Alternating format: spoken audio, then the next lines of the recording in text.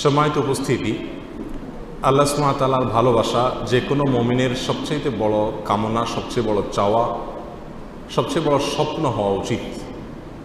আর আল্লাহ সুবহানাহু ওয়া তাআলা যখন কোনো বান্দাকে ভালোবাসেন, আল্লাহ সুবহানাহু ওয়া তাআলা যখন কাউকে পছন্দ করেন, তখন বেশ কিছু আলামত আছে, বেশ কিছু চিহ্ন আছে যেগুলো দেখে আমরা অনুমান করতে পারি, ধারণা করতে পারি আল্লাহ সুবহানাহু ওয়া তাআলা কাকে ভালোবাসেন আর কাকে ভালোবাসেন না।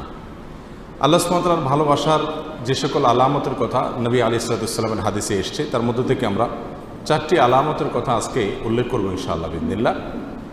তার প্রথম আলামতটি প্রায় বেশিরভাগ হাদিসের কিতাবে বর্ণিত হয়েছে, যে রাসূল করিম সাল্লাল্লাহু আলাইহি ওয়াসাল্লাম ইরশাদ করেছেন, আল্লাহ সুবহানাহু ওয়া তাআলা যখন কোনো বান্দাকে ভালোবাসেন তখন তিনি জিবরিলকে নির্দেশ করে বলেন যে অমুকের তার আমলের কারণে, তার চিন্তাধারার কারণে, তার চলাফেরার বিশুদ্ধ উপায় এবং পদ্ধতির কারণে আমি তাকে ভালোবাসি। আল্লাহ সুবহানাহু ওয়া তাআলা ভালোবাসাকে তখন জানিয়ে দেন, তখন তিনি জিবরিলকে নির্দেশ করেন তুমিও তাকে ভালোবাসো। তখন জিবরিল আসমানে ঘোষণা দেন যে আল্লাহ অমুককে ভালোবেসেছেন, তাই আল্লাহ নির্দেশ করেছেন ভালোবাসার, তোমরাও তাকে ভালোবাসো। আসমানওয়ালারা অর্থাৎ ফেরেশতারা সকলে তার প্রতি ভালোবাসা প্রকাশ করেন। তখন আল্লাহ সুবহানাহু ওয়া তাআলা স্বয়ংক্রিয়ভাবে পৃথিবীতে যারা বসবাস করে তাদের অন্তরে ওই ব্যক্তির প্রতি ভালোবাসা সৃষ্টি করে দেন। বর্ণনাকারী বলেন, আর যদি কাউকে আল্লাহ সুবহানাহু ওয়া তাআলা ঘৃণা করেন, অপছন্দ করেন, একইভাবে অর্থাৎ জিবরিলকে ডেকে বলেন আল্লাহ সুবহানাহু ওয়া তাআলা আমি অমুককে তার কর্মের কারণে তাকে আমি অপছন্দ করি, তুমি অপছন্দ করো। আসমানওয়ালারা অপছন্দ করে, তারপরে জমিনওয়ালা বা পৃথিবীবাসীও তাকে অপছন্দ করতে থাকে। এ হাদিস থেকে বোঝা গেল আল্লাহ সুবহানাহু ওয়া তাআলা যখন কাউকে ভালোবাসেন তার একটা আলামত হলো যে পৃথিবীতে বেশিরভাগ মানুষ বা সচরাচর তাকে যারা চিনে জানে তাদের সকলের ভালোবাসা তার প্রতি আল্লাহ সুবহানাহু ওয়া তাআলা সৃষ্টি করে দেন। এখন আপনারা কেউ বলতে পারেন, তাহলে আমরা অনেক তথাকথিত তারকা, তথাকথিত জনপ্রিয় শিল্পী, বিভিন্ন সেক্টরের আমরা দেখি তারা খুব জনপ্রিয়, তাদেরকে মানুষ অনেক বেশি ভালোবাসে, তাদের অনেক ফ্যান ভক্ত পাওয়া যায়, তাহলে তার মানে কি এদেরকে আল্লাহ সুবহানাহু ওয়া তাআলা অনেক ভালোবেসেছেন, তাই জিবরিল ভালোবেসেছেন, তাই পৃথিবীতে সবাই তাদেরকে পছন্দ করে, তাদের ফ্যান ফলোয়ার আছে? ব্যাপারটি কি তাই? ব্যাপারটি তা না। আসলে এখানে জমিনওয়ালাদের ভালোবাসা বলতে মুমিনদের, ইমানদারদের, নেককারদের ভালোবাসা বোঝানো হয়েছে। যারা সৎকর্মশীল, যারা ভালো কাজ করতে চায়, যারা আদর্শবান, যারা মুত্তাকি, যারা পরহেজগার, এদের ভালোবাসা সচরাচর আল্লাহ সুবহানাহু ওয়া তাআলা এরকম ব্যক্তিকে দান করেন যে ব্যক্তি নিজে আল্লাহ সুবহানাহু ওয়া তাআলার কাছে প্রিয় হয়েছেন তার কর্মের মাধ্যমে। তখন ওই ব্যক্তিকে আল্লাহ সুবহানাহু ওয়া তাআলা অদৃশ্য এবং অবর্ণনীয় এক ভালোবাসা মানুষের অর্থাৎ মুমিনদের, মুত্তাকিদের অন্তরে আল্লাহ সুবহানাহু ওয়া তাআলা দান করে থাকেন। তাহলে ভালো মানুষেরা যাকে ভালোবাসবে, নেককাররা যাকে ভালোবাসবে, মুত্তাকিরা যাকে ভালোবাসবে, বুঝতে হবে এই লোকটাকে আল্লাহও ভালোবাসেন। এটা হলো আল্লাহর ভালোবাসার একটা আলামত, একটা নিশানা। আর এই জন্য আমাদেরকে জনপ্রিয়তা মানুষের কাছে চেয়ে বেড়ানোর প্রয়োজন নাই। এই হাদিস বলছে কেউ যদি চায় যে সকল ভালো মানুষেরা তাকে ভালোবাসুক, তাহলে সে ভালো পথে চলুক। সে ভালো পথে চললে আল্লাহ সুবহানাহু ওয়া তাআলাই তার প্রতি মানুষের ভালোবাসা সৃষ্টি করে দিবেন, তার প্রতি অটোমেটিক মানুষের ভালোবাসা সৃষ্টি আল্লাহ সুবহানাহু ওয়া তাআলা করে দিবেন। অতএব আল্লাহ সুবহানাহু ওয়া তাআলা আমাদের সকলকে মানুষের এরকম ভালোবাসা দান করুন যে ভালোবাসাটি আসলে আল্লাহর ভালোবাসাকে প্রমাণ করে। নাম্বার 2, আল্লাহ সুবহানাহু ওয়া তাআলা যখন কোনো মানুষকে ভালোবাসেন, কাউকে পছন্দ করেন, সেটা আমরা কিভাবে বুঝবো? তার দ্বিতীয় আলামত হলো আল্লাহ যাকে ভালোবাসেন তাকে বিপদ আপদ দেন, তাকে মুসিবত দেন, তাকে কষ্ট দেন। এটা হলো একটা আলামত যে আল্লাহ সুবহানাহু ওয়া তাআলা ওই লোকটাকে ভালোবাসেন। এ বিষয়ে সুনানে তিরমিজির এক হাদিসে আসছে, রাসূল আকরাম সাল্লাল্লাহু আলাইহি ওয়াসাল্লাম ইরশাদ করেছেন, ওয়া ইন্নাল্লাহা ইযা আহাব্বা কওমান ইবতালাহুম।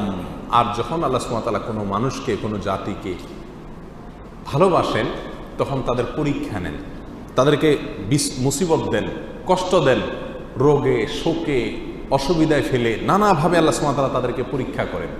এই যে বিপদ আপদে ফেলে দেওয়া, এটা কিন্তু আল্লাহ সুবহানাহু ওয়া তাআলার ভালোবাসার একটি আলামত। ফামান রাদিয়া ফালাহুর রিদা ওয়া মান সাখাতা ফালাহুস সাখত। আল্লাহর এই দেওয়া পরীক্ষায়, কষ্টে যে ব্যক্তি সন্তুষ্ট হয়ে যায়, আল্লাহর ফয়সালাকে মেনে নেয়, ফালাহুর রিদা, তার জন্য আল্লাহর সন্তুষ্টি অবধারিত হয়ে যায়। আর যে ব্যক্তি আল্লাহর এই ফয়সালায়, আল্লাহর এই কষ্ট দেওয়ায় সে অসন্তুষ্ট হয়ে যায়, আল্লাহর ফয়সালাকে মেনে নিতে পারে না, রিদা বিল কাদা, ইমানের গুরুত্বপূর্ণ একটা পয়েন্ট, এই বিষয়টি যে অর্জন করতে পারে না, বরং হাহুতাশ করে, অস্থির হয়ে যায়, গালমন্দ শুরু করে দেয়, আল্লাহর ফয়সালাকে সে অ্যাভয়েড করে, হ্যাঁ আল্লাহ আর লোক দেখে নেই, আমার উপরে সব বিপদ আসে, এই টাইপের কথাবার্তা বলে, ফালাহুস সাখত, তখন ওই ব্যক্তির জন্য আল্লাহর পক্ষ থেকে অসন্তুষ্টি অবধারিত হয়ে যায়। আল্লাহ আমাদের মাফ করুন। তাহলে এই হাদিস থেকে বোঝা গেল আমাদের সমাজে অনেক লোক আছে যাদেরকে আমরা দেখি তারা বিপদে আপদে মুসিবতে কষ্টে থাকে, তাদের কষ্ট দূর হয় না। আমরা অনেক সময় বলে ফেলি যে এই লোকটা আল্লাহর কাছে কত অপছন্দনীয়, কত আল্লাহ তাআলার কাছে অপ্রিয়, কত বড় নাফরমান হলে তার বিপদ আপদ দূর হয় না, আল্লাহ একের পর এক বিপদে ফেলছে। তাহলে বোঝা গেল এরকম মন্তব্য করা এটা মূর্খতা সুলভ মন্তব্য, এটা কোনো মুমিনের মন্তব্য না। বরং হাদিস থেকে বোঝা যায় ইন্নাল্লাহ ইযা আহাব্বা আবদান ইবতালাহ, আল্লাহ কোনো মানুষকে ভালোবাসলে তাকে পরীক্ষা নেন, তাকে বিপদ দেন, তাকে মুসিবত দেন। আমাদের জীবনে যখন বিপদ আপদ মুসিবত আসবে, এই হাদিসটা আমরা মাথায় রাখি যে এর মানে হলো আল্লাহ আমাকে পরীক্ষা করছেন, মানে আল্লাহ আমাকে ভালোবাসেন। পরীক্ষা তো তার জন্য যে রেজিস্ট্রেশন করে, যে ভর্তি হয়, যে যাকে শিক্ষক বা শিক্ষা প্রতিষ্ঠান যাকে নিজের মনে করে তারই পরীক্ষা নেয়। যাকে নিজের মনে করে না তার পরীক্ষার কোনো ব্যবস্থা থাকে না। আল্লাহ সুবহানাহু ওয়া তাআলা যার পরীক্ষা নিচ্ছেন, যাকে বিপদে ফেলছেন, এর মানে হলো আল্লাহ সুবহানাহু ওয়া তাআলা তাকে নিজের মনে করেন। আল্লাহ তাআলা তাকে তার বান্দা হিসাবে টেস্ট করেন, যাচাই করেন। আল্লাহ আমার জন্য আপনি যে ফয়সালা করেছেন সেটা আমি নিজের জন্য যেটা ফয়সালা করছি তার চাইতে বেটার হবে, এতে কোনো সন্দেহ নাই। কারণ আমার ভালো আমি যতটুকু বুঝি, আপনি তার চাইতে অনেক ভালো বুঝেন। অতএব আমার এই বিপদের মধ্যে কোনো কল্যাণ নিহিত আছে, এটাকে মেনে নিয়ে সন্তুষ্ট চিত্রে আল্লাহর ফয়সালাকে গ্রহণ করে নেওয়া, এটাই হলো মুমিনের পরিচয়। আল্লাহ সুবহানাহু ওয়া তাআলা আমাদেরকে ভালোবাসেন, তার প্রমাণ হবে আল্লাহর পক্ষ থেকে আমাদের জীবনে ছোট বড় বিভিন্নভাবে পরীক্ষা নেওয়া। আমরা জানি কোরআনে কারিমে আল্লাহ তাআলা বিভিন্ন নবী রাসূলদের ঘটনা বলেছেন। এর ভিতরে সবচেয়ে বেশি কঠিন পরীক্ষা যার জীবনে আসছে তিনি কোন নবী ছিলেন? ইব্রাহিম আলাইহিস সালাম। ইব্রাহিম আলাইহিস সালাম সম্পর্কে আল্লাহ সুবহানাহু ওয়া তাআলা কোরআনে কারিমে একাধিক জায়গায় বলেছেন কি কি পরীক্ষা নিয়েছেন। ওয়া ইয ইবতালা ইব্রাহিম, যখন আল্লাহ সুবহানাহু ওয়া তাআলা ইব্রাহিমের পরীক্ষা নিয়েছেন, ইব্রাহিমের পরীক্ষা আল্লাহ তাআলা নিয়েছেন। কেন ইব্রাহিমের পরীক্ষা নিয়েছেন? আল্লাহ তো ফেরাউনের পরীক্ষা নেন নাই, আল্লাহ তো বলেন না আল্লাহ নমরুদের পরীক্ষা নিয়েছেন, আল্লাহ এটা বলেন নাই কোরআনে কোথাও যে আল্লাহ আবু জাহালের পরীক্ষা নিয়েছেন, আবু লাহাবের পরীক্ষা নিয়েছেন। তারা তো স্টুডেন্টই না, তারা তো আল্লাহর বান্দাই না, নেককার বান্দাই না, মুমিন বান্দাই না, যার কারণে তাদের পরীক্ষা নেওয়ার প্রশ্ন নাই। যার জীবনে বিপদ আছে, ইমানদার যদি হয়ে থাকে তাহলে বুঝতে হবে সে আল্লাহর কাছে কোনো না কোনো কারণে প্রিয় হয়েছেন, আল্লাহ তাকে পরীক্ষা করছেন, বিধায় অস্থির এবং ব্যাকুল হওয়া যাবে না। আল্লাহ তাআলা আমাদের তৌফিক দান করুন। তাহলে দ্বিতীয় আলামতটি আমরা পেলাম আল্লাহর ভালোবাসা। তৃতীয়, আল্লাহ যখন আমাদের কাউকে ভালোবাসেন তার আলামত কি?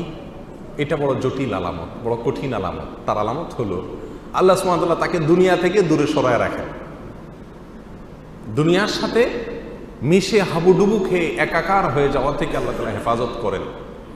আমাদের অনেকে আমরা দুনিয়া চাই, পদ পদবি, অর্থ কড়ি, প্রভাব প্রতিপত্তি, কেনা চাই, আমরা সবাই চাই এগুলা। কিন্তু আল্লাহ সুবহানাহু ওয়া তাআলা কিছু মানুষকে ভালোবেসে এগুলো থেকে দূরে সরায় রাখেন। সে চাইলেও ব্যাটে বলে হয় না। আল্লাহ সুবহানাহু ওয়া তাআলা তাকে দুনিয়া থেকে পরিকল্পিতভাবে বাই প্ল্যান, ইচ্ছাপূর্বক আল্লাহ সুবহানাহু ওয়া তাআলা সরায় রাখেন। কেন? তার জন্য ওই জায়গায় গেলে ক্ষতি হবে। সে দুনিয়ার সাথে যদি মিশে যায় তাহলে সে ধ্বংস হয়ে যাবে। আল্লাহ সুবহানাহু ওয়া তাআলা তাকে বাঁচিয়ে রাখেন। এই প্রসঙ্গে সহিহ ইবনে হিব্বান, মুস্তাদরাক হাকিম, সুনানে তিরমিজি অনেকগুলো হাদিসের কিতাবে হাদিসটি বর্ণিত হয়েছে। রাসূল আকরাম সাল্লাল্লাহু আলাইহি ওয়াসাল্লাম বলেছেন, ইন্নাল্লাহা ইযা আহাব্বা আবদান হামাহুদ দুনিয়া কামা ইয়াহমি আহাদুকুম মারিদাহু আল মা লিয়াশফিয়া।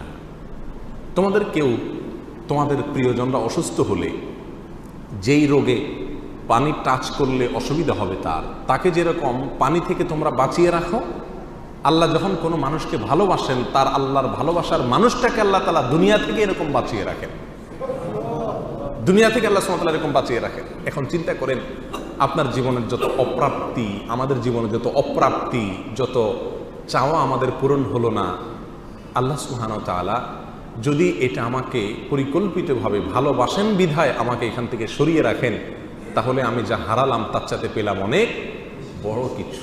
আল্লাহর ভালোবাসা পেলাম, আল্লাহর পছন্দনীয় মানুষের তালিকায় চলে গেলাম, অনন্ত অসীমকালের সুখ সমৃদ্ধি আমার হয়ে গেল।